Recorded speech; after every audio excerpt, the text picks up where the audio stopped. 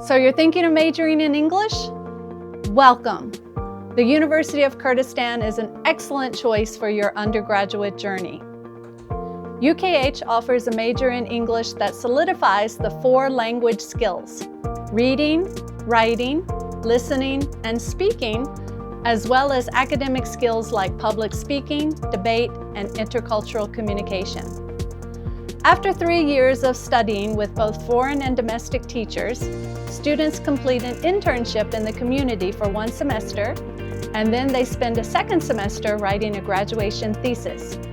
The thesis is usually an empirical study related to a topic in English that they're interested in, as well as one that suits the expertise of faculty in our department. While they're writing the thesis, students learn how to do a literature review, to collect data, and to analyze their data and write it up in the form of an academic paper.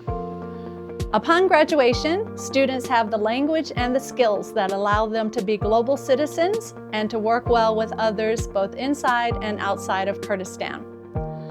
A degree from the University of Kurdistan allows people to go on to be English teachers, translators, to open their own businesses, or to work in the government or in journalism.